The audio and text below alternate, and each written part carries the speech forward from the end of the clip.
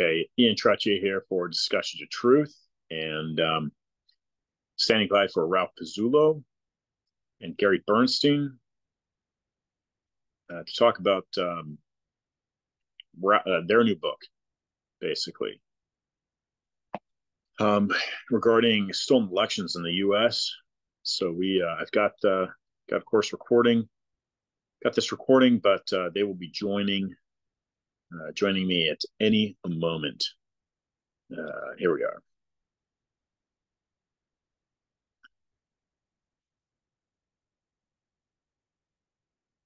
Ralph, can you hear me?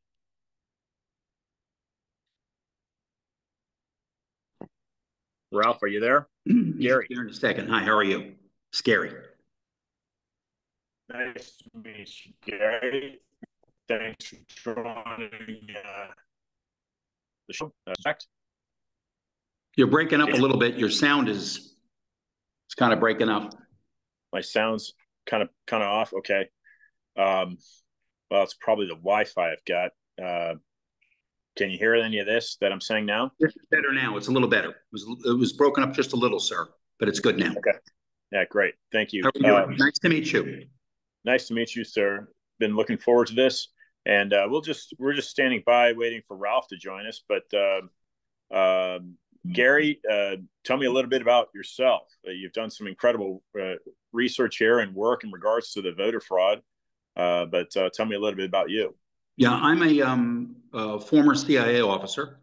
I joined the Directorate of Operations in 1982 in the Central Intelligence Agency. I served in the Middle East Division, NE Division. I'm a Persian speaker, so I'm the guy that did Iran for many years. I was the chief of Hezbollah operations globally, and I'm also the guy that led the entry into Afghanistan during the combat phase of 2001. So I'm the guy that seized Kabul. I'm the guy who was in charge of the Battle of Tora Bora. That was sort of my work. Seized Talokan in the north. I was a chief of station in CIA 3 different times, worked in Latin America also. So I speak, yo puedo hablar español también, speak Spanish. I have worked against the narcos as well. And I've been a very, very lucky man to be born in the greatest country in the world, and have, served in the Air Force before that, in the Armed Forces. I was an enlisted guy, was a crash firefighter, used the GI Bill to get my education, used a VA to get a home, so sort of I'm a product of America, and a very, very fortunate person. I had really great people that I worked with during my course in the agency. My first day in CIA's Directorate of Operations in NE Division was the day the bomb went off and killed all our people in 1983, the embassy in Beirut. I sat next to Bill Buckley in the beginning. I actually picked him up when he came back to the United States before they kidnapped him and tortured him to death. So my beginning in the agency was during the dark days of Lebanon, and in that branch. So I've had a lifetime full of working in difficult places under arduous conditions. And all of that was a warm up for this, because none of that matters the way this matters. What we have learned in the work that I've been doing is that the attack on our election system is an attack on the foundations of American democracy. And so a business partner and I, we're both whistleblowers, about 6 years ago began doing whistleblower work against the Cartel del Sol, the big cartel in Venezuela, which is the Venezuelan government. And we did that for a couple of years and produced quite a bit of intelligence on their financial dealings. And what happens with whistleblowers in the United States that sort of do this type of whistleblowing is, you collect the information, you work with a law firm, they package it up, it's submitted to the government as what's called a filing. The government does a big investigation and hopefully arrests and captures people and goes after the financial institutions. And then we get paid 30% on the bank fines. That's how it works, these sort of professional whistleblowing, And we were doing that for a couple of years in unbelievable, massive cases where the Venezuelans had stolen $1 trillion from their national oil company, 500 billion from their central bank. They do, like 25 to 40 metric tons every month for 15 years of cocaine. This is a $2 trillion entity. And we were doing filings against them again and again and again. But as we were doing these things, we kept seeing the cartel involved with NGOs, non-government organizations, and election companies. One particular election company, Smartmatic. And we saw it again and again.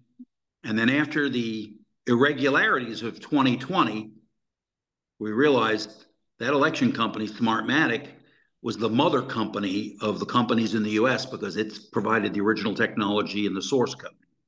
And so we started our investigation after 2020. So for the past 3.5 to almost 4 years now, my business associate and I, so I'm a former CIA guy, my business partner worked with the DEA. He was not a DEA agent, but he was like a principal agent and a contractor to them. So he knew a lot. He really, really knew a lot because he'd done it for 1.5 decades with them.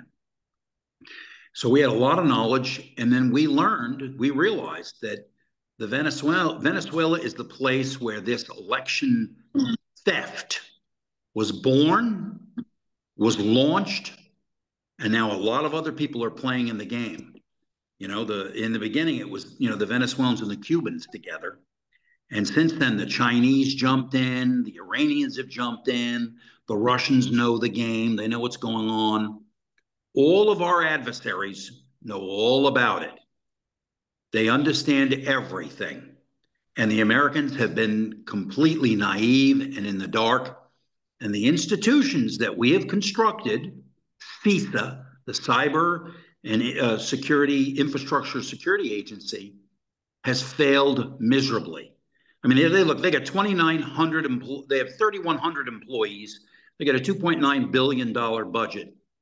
And my partner and I, with minimal resources, did what 3,000 of them should have been doing. We did it alone without them. It's a disgrace. It's an utter disgrace. And so we were able to go, and we did it the old-fashioned way. We recruited sources, right? It's like human intelligence, right? Human intelligence running sources, it's the second oldest profession. And we went and recruited guys, found guys that worked in the cartel, that worked in the election companies, recruited them. They explained what they were doing, how they doing it. Look, I have enough witnesses to drive around in a yellow school bus, okay? And so these are people that built the system, operated the system globally for these guys, and we have them, and they helped us understand it, and they helped us. If you look at the website that we have, and what you don't see there is all the engineering. We have all the engineering. We have everything. It's kind of interesting. Since I've come out, Dominion and Smartmatic, they're really good at suing people. They haven't contacted me. If they want to sue me, come and get some. Come and get some. Come and meet me and all my witnesses. Come and sue me and let me put all your engineering out there for the world.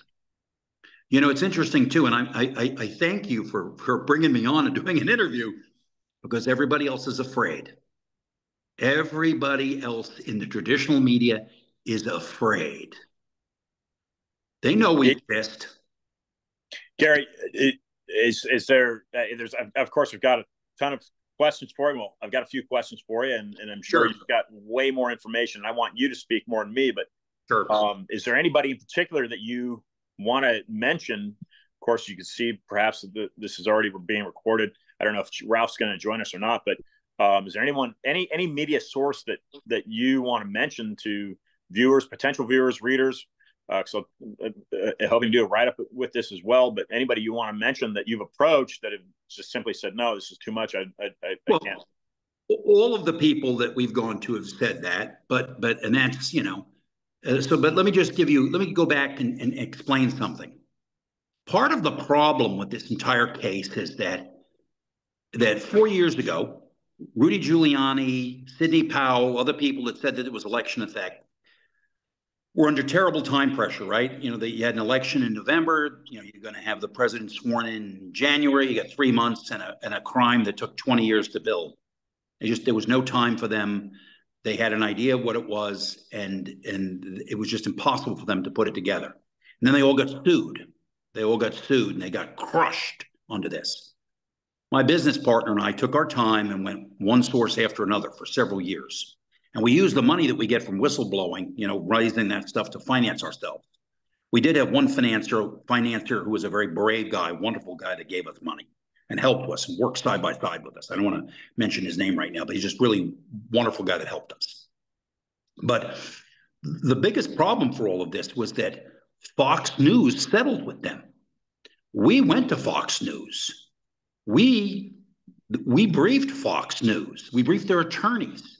See, Fox News was being sued by Dominion, right, for $1.2 billion. And they settled with them, and they paid them $787.5 million.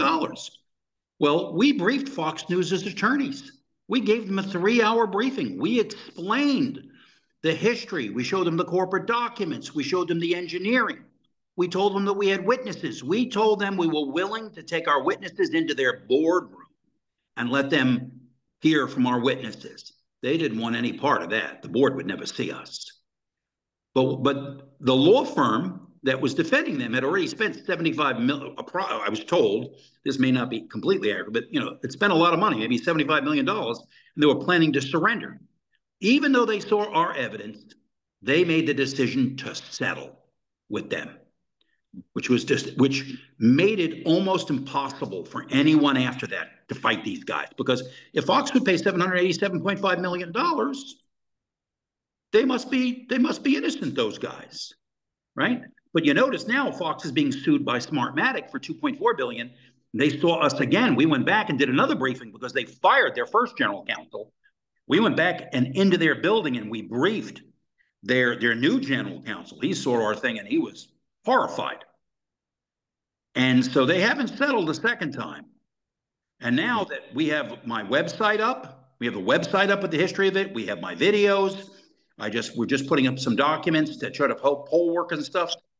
They know we understand everything.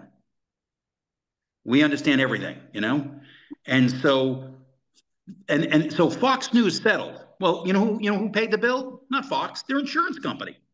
Fox didn't want to show their emails. Rupert Murdoch didn't want his emails, from inside the company and Discovery being shown to the world because there were some embarrassing things there. It was easier for them to settle.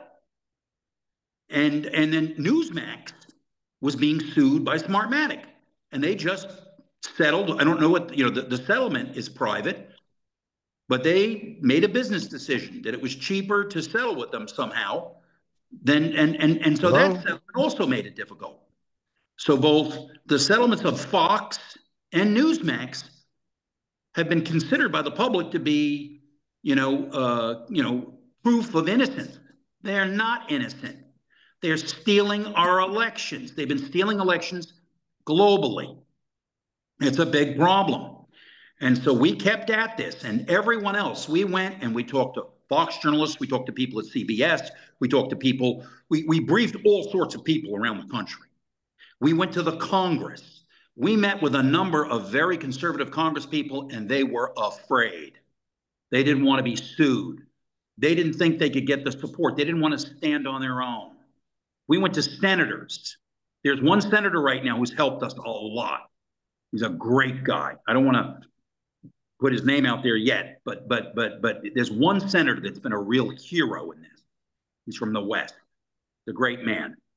But the rest of these people, we went and shared evidence with them. We briefed them, and it was just one bridge too far for them. Yeah. And we explained to them, our democracy is in peril. You've got to act. So Ralph. Yeah, go ahead. Ian. Yeah, welcome. And I've got this being recorded, by the way, Ralph, and Gary's taken 10 minutes and laid down some pretty critical foundational work here. But what Gary was talking about is having gone to Fox, having them settled, and then Smartmatic now going after Fox and them not settling, and now there's some hotter irons in the fire from Gary's angle. But and I've introduced you to a couple of folks, Ralph. There's a couple things I want you to talk about. First, I want the two of you to explain how you got to be working together, and then Gary, I received. I've been doing the podcast now for 8 years, but I received your information from a source there on the East Coast, and I immediately had. I'd like to put the two of you in touch with somebody that I know, but based in Florida. But immediately I thought of the Leonardo satellite system, right? And so, is there anything from your investigation into what the apparatus that's being ran in Venezuela? Is there anything that sparks your interest, or sparks kind of a connection in your mind that, oh wow, that's got a link to Leonardo? Does that make any sense to either one of you? It doesn't make any sense to me. I haven't heard that. I can talk to you about the technical aspects of that, in with great detail, and who it's linked to, and give you the history on that. But to start at the beginning, how do we know each other and how we work together? I met Ralph years ago when I left the CIA. I knew that I wanted to write the story, and we wrote a book together. We wrote Jawbreaker, which was a New York Times bestseller. And it's about the invasion of Afghanistan. And so I got out of the agency. I went to the bookstore. I read the book, Getting Your Book Published for Dummies, and I read it twice. And one of the things it said was, if you're a first-time author, find a co-author that you think you can work with, and work with them, because they'll have an agent, they'll have skill, they'll have all this. So I went and started doing a search. And I searched for because I'm a big reader, and I had found a book that I read called At the Fall of Somoza that was written by Ralph Pezzullo.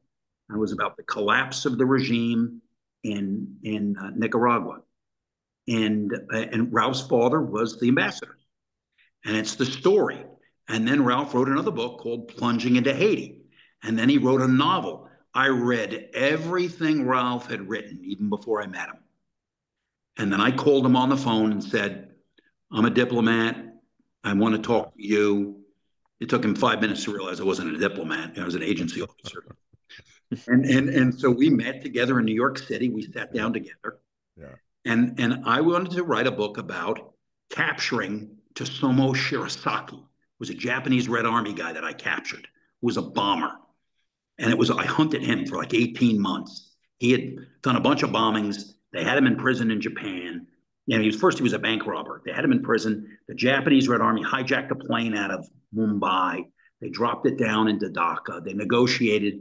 He was released and then went on a bombing spree around the world against us. And I captured him 16 years later.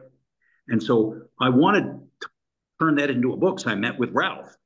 And so I told that story to Ralph. Go ahead, Ralph. You finished that part of the story. So Gary told me the story, and it was incredible. I mean, the guy was posing as a masseuse, right? A doctor of acupuncture. Acupuncturist, right? In a Buddhist monastery in Kathmandu. And you couldn't make this stuff up. So I said, Gary, sure, let me go talk to my literary agent. She's a couple blocks away. And I walked him over to the train, and he was getting on the train, and he goes, Ralph, after we write that book, we'll write a second book. I was the guy who went into Afghanistan after 9/11, organized the teams, and we overthrew the Taliban. I was like, what? And I grabbed him literally and pulled him off the train. And I said, Gary, we have to write that book first. And it took me about, I don't know, 2 or 3 weeks to convince him. And it ended up, we wrote Jawbreaker. It was a huge bestseller. And we had a lot of trouble with the PRB at the CIA. And when that was over, we were supposed to write the Japanese Red Army book next. And I had to go back to the PRB because actually we had to sue, Gary had to sue the CIA to get our Jawbreaker released. So I went back to the PRB because I knew them at this point. And I said, hey, we want to write this book about the Japanese Red Army. Is that going to be difficult? And they went, forget it, because none of that information had been made public before. And the rule with the PRB is that if it's public information, you can write about it, but if it's not, we still consider it secret. So that was the end of that. But we're going to revisit that in the Sure as fuck, future. he died 2 months ago. That's He right. died 2 or 3 months ago in That's right. prison. Been in Right. prison ever since 1996. I captured him. We had him in jail here for 20 years. And then he had to go back to Japan and finish his time there. And the clock ticked out on him. So basically, in about June, I heard from I met Gary's business partner at a lunch. I didn't know that Gary was involved, and this gentleman, very interesting man, told me he was involved in a 4-year investigation into election fraud, and I was like, wow, like that sounds really interesting. And he went, why don't you meet me tomorrow in Malibu and I'll show you a presentation that we've put together. You need 4 hours. I sat down, I watched the presentation. It was mind blowing. I mean, it was absolutely, I mean, these men have done an incredibly thorough investigation. It lays it all out, and the information is absolutely shocking. At the end of the 4-hour presentation, I said, how can I help you? And he said, we want to write a book. And I said, okay, I will find a publisher. And, I didn't know Gary was involved until later. And I was standing outside with this gentleman and he goes, oh, Gary says hello. And I'm like, Gary Bernsten? He's like, yeah. So he's my business partner. So yeah, I found a publisher, Skyhorse. They agreed that the head of the publishing company also wanted to see the presentation. Tony. Was that Tony? Tony Lyons. He actually saw it the day President Trump was shot in Oh, wow. Pennsylvania. So he came out of the meeting and he called me and he said, hey, Ralph, did you hear, President Trump has just been shot? I was like, oh my God, is he okay? And he said, yeah. He said, I saw the presentation. We have to write this book. We have to get it out before the election. And I was like, okay. I mean, that gave me about a month to write the book. I did it. I met with Gary. I met with his business partner. I interviewed some other people. I got the manuscript in on time. And then Tony started getting nervous because his lawyer was telling him, excuse me, that he was going to get sued because, Dominion was very litigious and they had sued Fox News and won. And so we started. So, we're still settled. Yeah. They didn't win, settled. They settled. That's right. So we're still, talking to Tony, trying to get the book out. And we also found out that nobody in the media, we contacted lots of people, nobody wanted to talk to us. They didn't doubt any of that except for you. They didn't doubt the evidence. They just felt like, we're going to get sued. So Gary and I, like 2 or 3 weeks ago, we went out ahead of everybody. Gary recorded a video. We've recorded a couple podcasts that we put out. They've gotten, I don't know, a million hits. And nobody has sued us because, as I tried to explain to Tony and other people in the media, they have the evidence. The truth is protection against libel. That's right. So Smartmatic and Dominion are not going to come after this because it would be suicide for them. They've got witnesses. They've got the source code. They've got everything. And instead they're trying to, they want it to go away. And the media is helping them do that, which is horrible because, this isn't about one political party or the other. This is about an attack on our country by foreigners who are trying to undermine our democracy. And that's really what it's about. It's not about Trump or Kamala Harris or Republican or Democrat. And yet we've got to a point in our society where everybody's afraid of the truth. They don't even want to consider it because they're afraid, they're going to get sued or they're going to look like they're, conspiracy theorist or whatever it is. And the point is that, you know, we want to just put the information out there. We want to alert people, look at it, rip it apart, ask questions. You'll see these guys are professionals. They're not just making allegations. They can back up everything with evidence. Is there a connection? And I set this interview for, I think I told you, Ralph, 30 minutes. So I think our max is about 40. So we got probably the 18 minutes left. And okay. I want to kind of pinpoint, sure. Granted, the election is Tuesday, but is there anything that you've been able to tie into? You're talking about, you know, it's not a political thing, and a lot of Americans don't realize that, because both parties are. But is there anything you've been able to tie into the Council on Foreign Relations? No, more than anything else, it's groups like the Open Society Foundation. Yeah, they're tied into that. You know, that's Soros. Yeah, that's right. Soros. Yeah. Mm-hmm.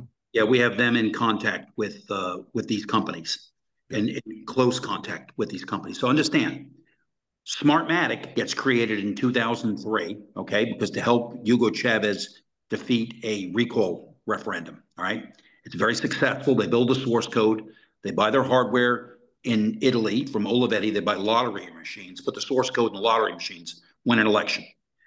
Hugo Chavez then allows this thing to build up. They start stealing elections in other places in Latin America, but they enter America in 2006 in Cook County and in New Jersey with Smartmatic. Then Smartmatic purchases Sequoia. They do it at about the same time they come in, 2005, 2006. And Sequoia is a company that had run elections in America for 100 years, and they have 22% of market share. And they take that source code, which really matters, and they stick it inside of the Sequoia machine. They gut Sequoia's software. But CFIUS, which is an investigative body, right, for foreign investment in the United States, forces them to sell because they know they suspect they're Venezuelans. They suspect they're foreigners. And Smartmatic will never admit who they are. So Sequoia is a sale takes place, and it's purchased by a company called Dominion in Canada. So Dominion comes in, buys Sequoia, right? And then— Is that Toronto? That's Toronto, yes, sir. Yeah. And it comes in and it takes it over and it inherits the source code. Now it has the poison source code. That source code is designed to allow for people to enter from afar, to manipulate up close, to allow them to steal elections. The engineers in Venezuela at the CNE, Consejo Nacional Electoral, and Smartmatic together, you know, hundreds of them worked together for over a decade to perfect the theft of elections and the defeat of audit. And Dominion runs most of the runs more than 30% in the U.S., but it's got all the swing states. Smartmatic still does Los Angeles County, and it does Puerto Rico. And then Smartmatic does the world. So they have an agreement.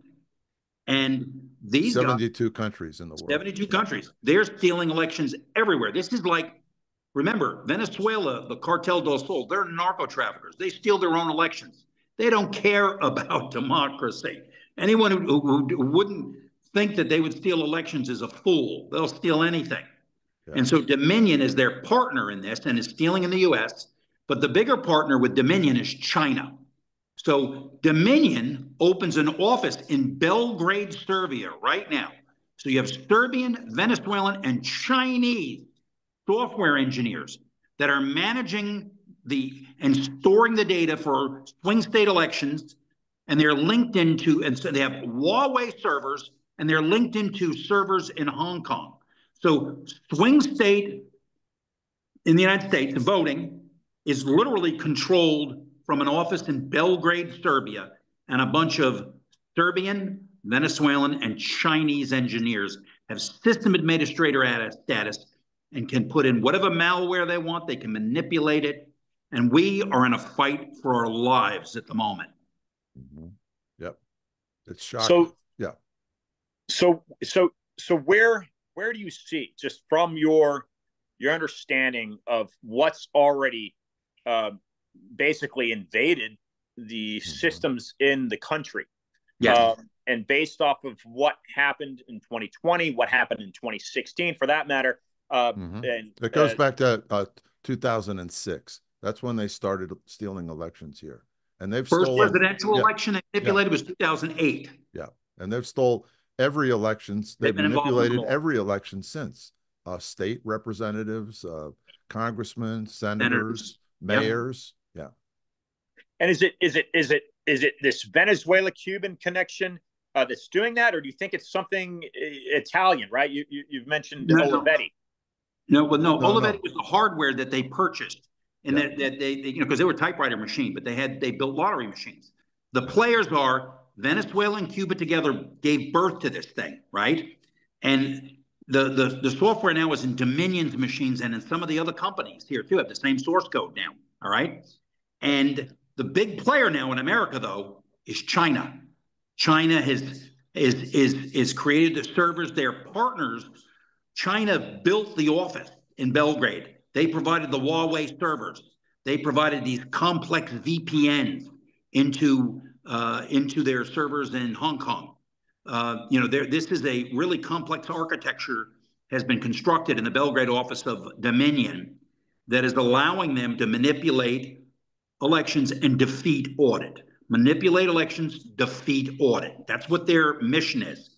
But the Venezuelans gave it birth, but the Chinese are the big players in American elections. Now, Smartmatic, that's with Dominion. Around the globe, these guys are hired guns, whoever pays them more. But they work for the left mostly. But they will work with conservatives if you pay them enough. Right. Yeah. So basically, they have an ability to steal elections, and they'll sell it to the highest bidder in whatever election it is. Usually it's China because China has the most money. But in other countries, whoever comes along with money, they're like, sure, we can help you. Where do you see this unfolding? Is there any type of forecast? What do you think will be transpiring for American citizens come Wednesday, this November 6th? What does that look like? I want you to sound the various alarms. Look, go ahead. Usually, look, the machine is working on behalf of the left in the United States. Okay, number one. Number two. And sorry, Gary, but that would be clearly socialist policies in my. Yes, that's right. That's what they want. That's what they want. They want to undermine democracy. They're working on behalf of the left, and they're supporting the Democratic candidate. Okay, that's who they want. Yeah. The one thing that's happened though is that the early voting and that the Republicans have driven in really makes it difficult because in the past, the left would come in with large early voting in the United States, and it would make it easier for these guys because, look, they have both engineers and mathematicians, statisticians that design these programs. So it has to be overwhelmed. And so the conservatives, people that support the Constitution of the United States, they need to get every man, woman, and child who's old enough to vote. You got to get in and you got to overwhelm it. The machine was defeated in Argentina by Milei, the guy that just won the presidency there. Yeah. Right. So you can beat the machine if you come with a big enough wave. You have to come though. They usually they plan this. They plan these this steal a year ahead of time, and they usually plan it around the 3%. Around most elections can be around 3 to 5 maximum. Yeah. Even though they just helped steal an election in Georgia. Yeah. In Tbilisi, Georgia, they did that at 8. They went outside the normal bounds to defeat an 8-point margin. But in the U.S., because it's fragmented and you have all these states and swing states and all the smaller elections added up together, it's going to be harder to conceal. So Trump has a fighting chance.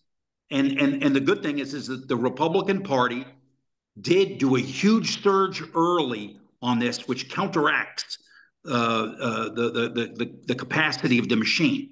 Yeah. They didn't know about the machine. They didn't understand it until the very end. And so I think that Donald Trump may survive. He dispatched Joe Biden. He's clearly beaten Kamala Harris. And this is Trump versus the machine. That's what this is. It's Trump versus the machine. Yeah. Once it gets beyond a certain margin, it's hard for them because anything they do at the last minute is going to be more obvious. It's easier Yes. for them to get caught, and they don't want to get caught. That's the whole object, to do this, surreptitiously. This is the, the way the Chinese do everything. It's kind of underhanded, but they don't want to reveal themselves because then they're in big trouble. It's an act of war. Yeah. Entering our election system, subverting our democracy, is an act of war. They don't want to get caught with that.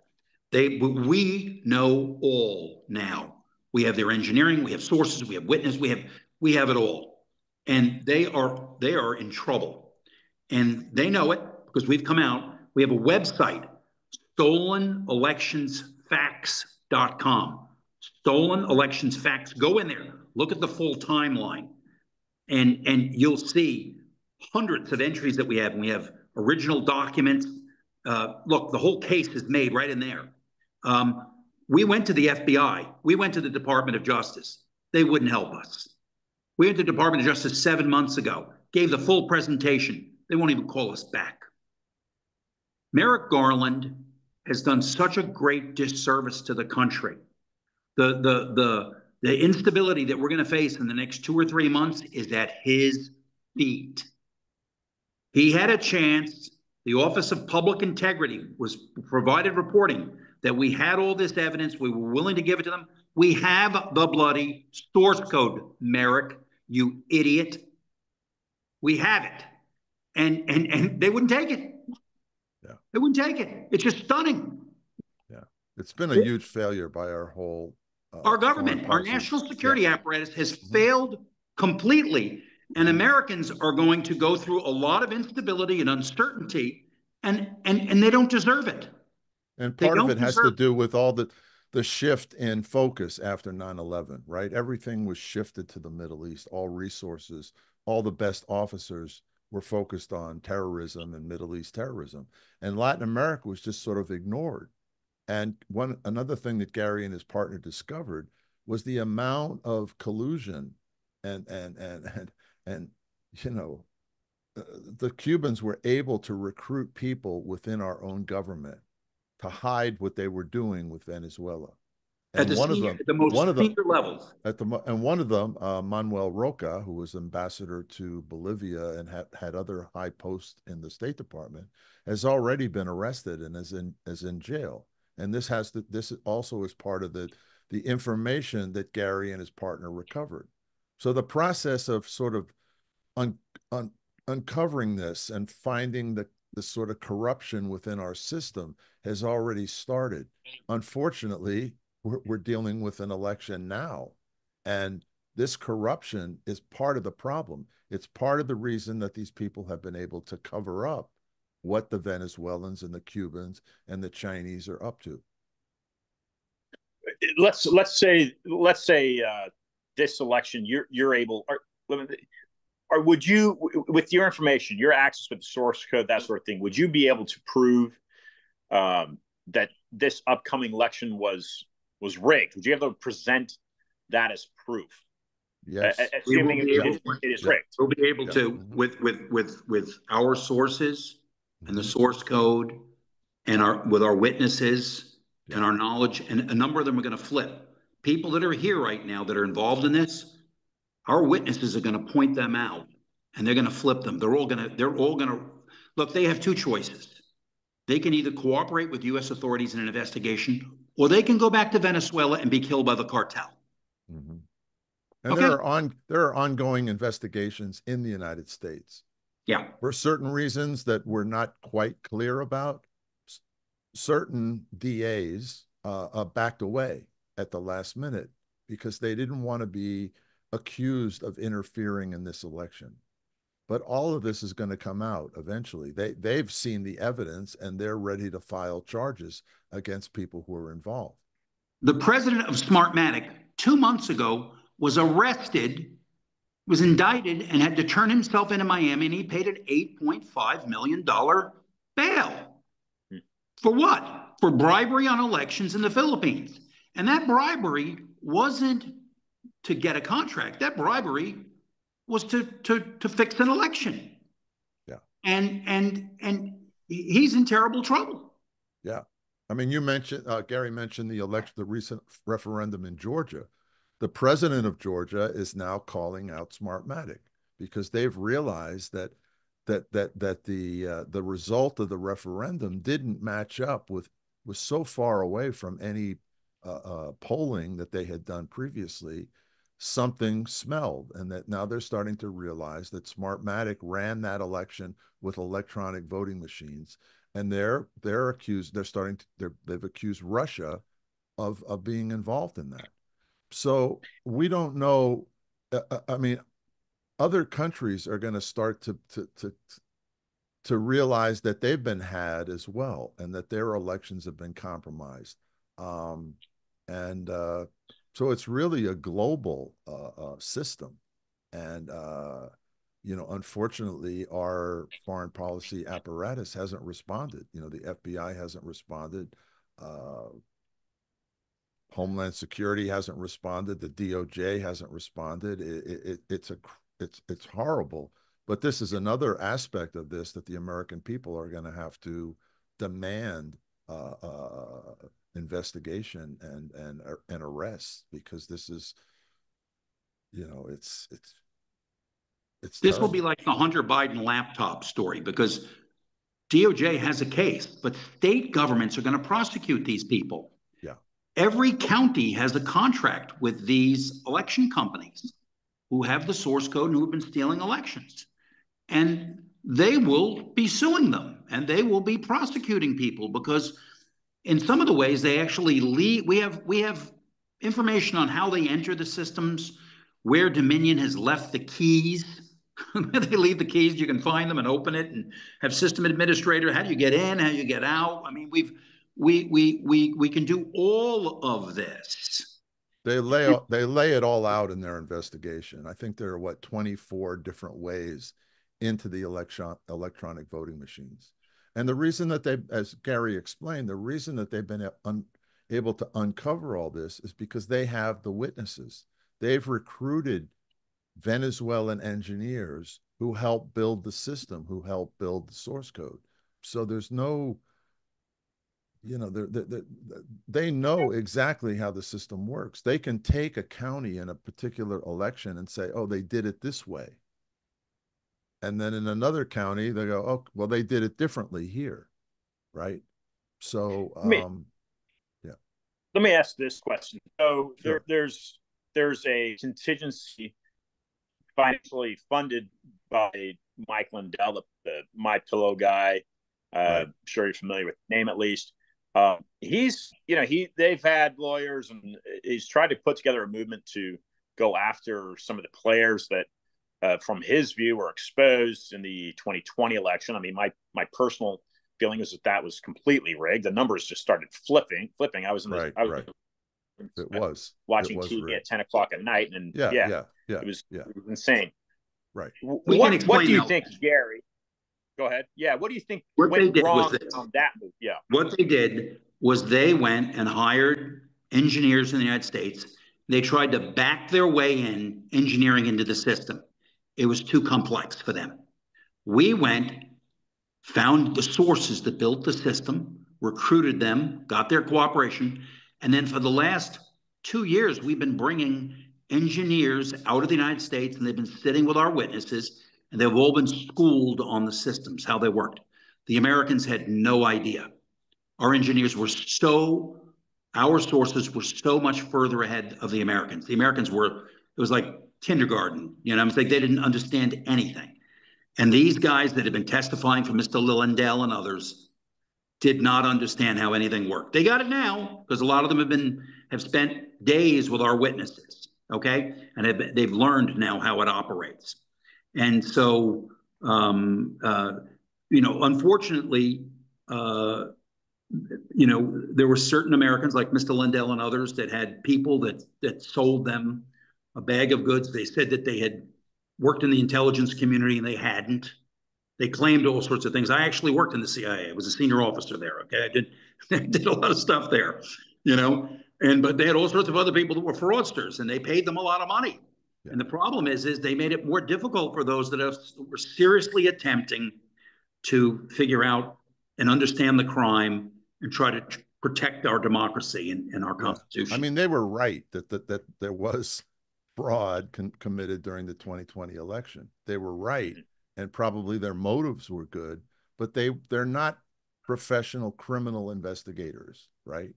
And Gary and his partner are. They've conducted huge, I mean, Gary's done, huge investigations for the CIA. You have to know how to do this. This is very complicated. And the way most professional criminal investigators build a case is through sources, through human intelligence. You recruit the people who built the system, and that's what they did. Because when you try to look at it, like Gary just explained, if you try to engineer it from just looking at the results, it's extremely difficult because they build it in a way, and they, as Gary also pointed out, they own the auditing companies as well. So that they're way ahead of you if you look at it that way. There's a number of the auditing companies in the U.S. that they own, where senior members of the cartel, family members own them. And look, when they were doing the elections, when they stole the elections in the Philippines, they not only did they own the audit companies, they owned the polling companies. They negotiated with the guerrillas and gave the guerrillas seats. I mean, their theft of the elections in the Philippines was complete. Yeah. Wow. And who would you say? So, I mean, who would you say would be, give maybe top 3 people right now in the U.S. government who would come to your mind that given this information could actually do something and make some. Of course, it's hard to tell what administration's in there in the next couple months, but who can help move this cause forward for you? Well, what they're going to have to do is you're going to need a new attorney general, because this attorney general believes that the president of the United States is Hitler and that conservative Republicans are Nazis. I mean, it's just horrible. It's unbelievable. Yeah. I took the oath for the Constitution in the Air Force and in the CIA, and I took it seriously.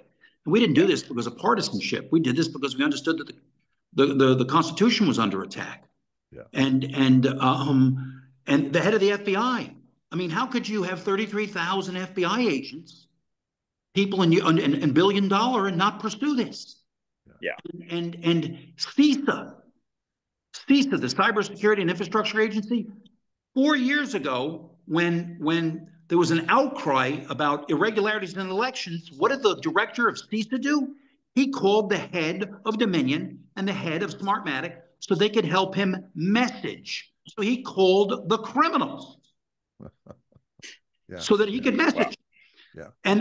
And he actually made statements and said, this is the safest and the most secure election in history. We just had the head, the DNI, the director of National Intelligence's office, 2 weeks ago put out a memo and said, no foreign interference here, but the Russians are messaging and this and that. Completely uninformed about the engineering. Yeah. Something we didn't say earlier is that we know that they manufacture the hardware in Beijing. It's shipped to Taiwan. They white label it for both Smartmatic and Dominion, and then it's sent to the United States. The hardware, and now they're doing components of it, and they're blending the components with American companies, okay? This thing has gotten more sophisticated over time, but it doesn't matter. Yeah. We have the sources, we have witnesses, we have all of this stuff. The government failed to even address it because they despise Mr. Trump and they despise conservatives. They think that we are all terrible people and that sadly, there are 2 forms of justice in this country, one for the left and one for the right. There's two forms of justice. I mean, I'm heartbroken to say that. I'm heartbroken to say that. And Gary, speak for yourself, man. I'm a bleeding heart liberal. No. I'm kidding. It's a joke. It was a joke. We realize that. Well, the hope is that once the election is over, people will start to realize that this isn't a political game between Republicans and Democrats. This is an attack on our democracy, on the system that all citizens use to select their leaders, right? It's being determined by foreigners, by Chinese, by Venezuelans. Does anybody want that? Republican or Democrat? No. I mean, Yeah. that realization has to sink in, and then we've got to get the support from wherever we can get it within our government to try to somebody look at the evidence and investigate it. If it's not true, disprove it. But the evidence, these patriots have been collecting evidence for over 4 years. They've got the whole thing. Just look at the evidence. As I had said earlier, and Ralph had said, I handled the East Africa bombings. I led the team that deployed there when they blew up our embassies in Dar es Salaam and Tanzania and Nairobi, Kenya.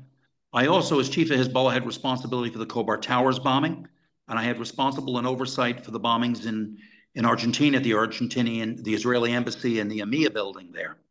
So this isn't my first rodeo. Actually, I've probably had responsibility for larger investigations than any person sitting over at the FBI right now.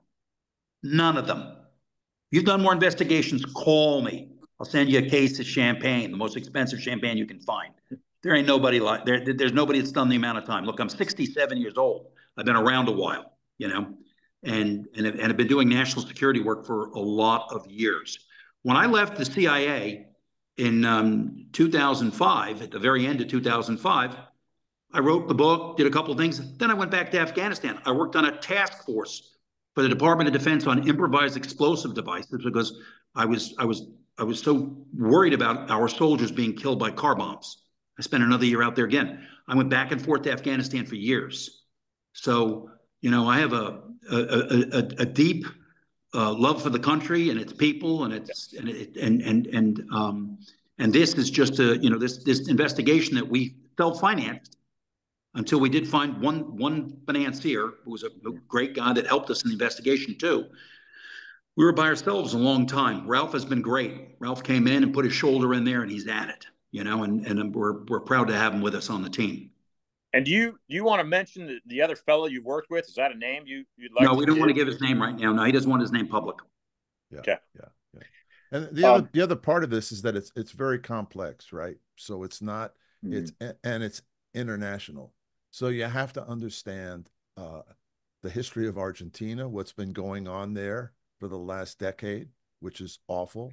You have to understand the Cartel del Sol, which is the largest criminal organization in the world right now, and most people have never even heard of it. No, I'd never heard of it. Yeah, and so there's a lot of components to this. It's not simple, but it is fundamentally an attack on our system and our democratic system, and that's the thing that go ahead. I don't even want to talk about the border, right? I mean, well, that's another aspect. That's another aspect of this. The fentanyl is another aspect of this. I mean, these countries, including China, they're a big player. They have a burn against the United States that goes back to, the 19th century during the Opium Wars, and they're getting back at us, and they're using drugs, and they're using all these different methods to kind of try to undermine our society. They've written books about it. Their officials have spoken about it, and somehow people are numb. They don't pick up on it, but it's in our faces, right? We know that, like fentanyl, the components of fentanyl come from China, and we've asked them. Trump asked them. We've told them stop it, and they still keep doing it. And meanwhile, hundreds of thousands of people are dying in our country from this. And the election, regardless of the outcome of the election on Tuesday, right? We'll continue doing what we're doing. So we'll continue this fight, and gentlemen, I will continue to help you out best that I can to push forward again, regardless of the outcome. Yeah. And as we wind down, I want to wind down here. I appreciate both of you coming on, and I'll stay in touch with you. I'd like to give listeners and viewers some last final words from each of you. You've given some really important perspectives, and there's there's content here that we can easily do other shows and podcasts, tying in the drug trade connection, that sort of thing. But if we wind down now and give Ralph, we'll start with you, and then we'll, Gary, give you the last word. Okay. Give some final a final perspective, some final words for listeners and viewers to walk away with. Okay. Well, I would say look at the evidence that has been presented already. As Gary said, there's a website, stolenelectionsfacts.com. Gary and I have done a series of podcasts and videos that are public. And also my book comes out hopefully soon after the election, which is called Stolen Elections, The Plot to Destroy Democracy. We're putting the information out there. All you have to do is examine it. Like, this is probably the most important thing that's going on in our country, in the world right now, because there are a group of countries that are trying to destroy democracy all over the world. And it's not about one political party or the other. These are people who want to change the face of the world. They want to erase people's individual freedoms and install some kind of system that is going to be frightening for most people. Thank you, Gary. 2 years ago, we went to the CIA to try to explain the size and the danger of the cartel. And their response was, "This is too big for us. Let DOJ do it." I was like, "Too big? I mean, for you, what are you talking about? I mean, I'm supposed to call the Boy Scouts and the Salvation Army? I mean, it's me and my whistleblower associate. You got to help us." We went to the FBI to try to tell them about the election theft. The person we met with said, "Flee, because they will try to, prosecute you for what you're doing." We went to the Department of Justice 7 months ago, actually 8 months ago now, because we were trying to get this stuff out early. There are people now that are saying, "Why did Gary Bernsten wait so long to come out?" We also went to several state governments, state attorney generals, one in particular who had a gigantic case 2 months ago, who was going to make arrests and do this, and we were going to then come out once they did the arrests. But he dragged his feet and he dragged his feet and he dragged his feet, and he chickened out. He wouldn't do it because his staff wouldn't let him do it. His staff revolted because they said, "This is election interference." No, these people are stealing our elections. And so when we were faced with the fact that that state attorney general wouldn't come out, I made the video and went out with it. And we have the website went out. We had to do that. I just had to make the decision to do it because I couldn't hold it any longer. Yeah. We were trying to we went to the Congress starting a year ago. We went to the Senate, went to the House, went to senators. We went to a lot of people. We tried again and again to get this out early. Yeah. And so at the end, 2 weeks before, we couldn't. We were waiting for that attorney general to act and do arrests. It was really a significant thing. He couldn't find the courage. He lacked the courage. Yeah. And if people take the time to look at the evidence, shame on him, that we're presenting, and it's all laid out in the book and on the website and in some of the videos and podcasts that we've recorded, you'll see it all fits together. It's not some fly by night case. It's absolutely airtight, and Gary and his partner have the witnesses as well. So it's just, we've got to get the public to pay attention to this, and then to force their representatives to man up and to woman up and say, we got to stop this.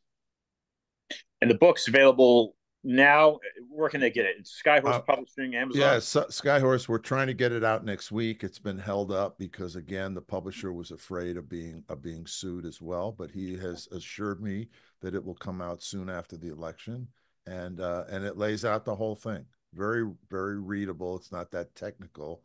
I try to break it down, and there's, they have the case. They built the case. Okay. Gentlemen, thanks for joining Discussions of Truth, and I look forward to speaking to you soon. Ian, it's been a pleasure. Thank you very much. God bless you. Bye-bye.